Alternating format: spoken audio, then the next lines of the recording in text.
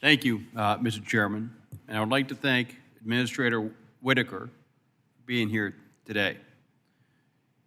Runway safety is a critical aspect of aviation. And many runway instances and near misses have been reported over the past year, and you outlined in your testimony the actions the FAA has taken to address these risks.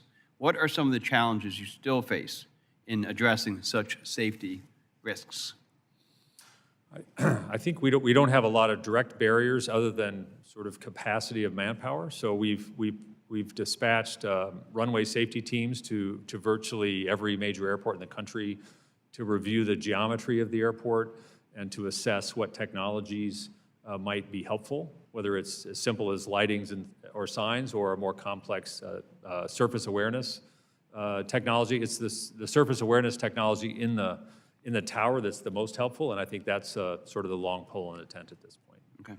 How is the FAA addressing workforce challenges, particularly in terms of acquiring and maintaining the expertise necessary for certifying new technologies, such as unmanned aircraft systems and advancing air mobility technology? So these new technologies do present challenges for us on the certification side. There are a lot of new systems, a lot of new capabilities that are new to aviation.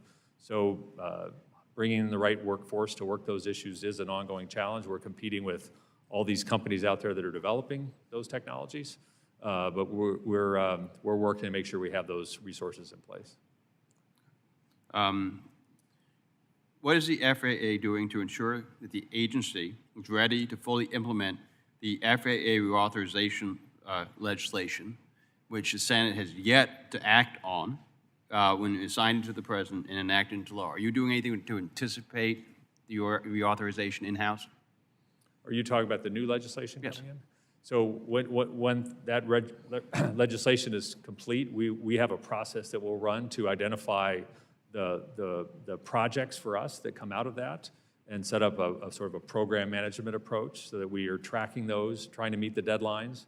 And if the deadlines are not achievable, communicating that as quickly as possible. But I think the key will be open communication with the committee. If I may, I would recommend there's got to be broad agreement, as you can see, and this administration must be able to see between what this committee and this chamber, as well as what the Senate is looking at, that you can anticipate what's coming in a number of areas. Right. So I would anticipate, if I may, if you can also anticipate some of this efforts.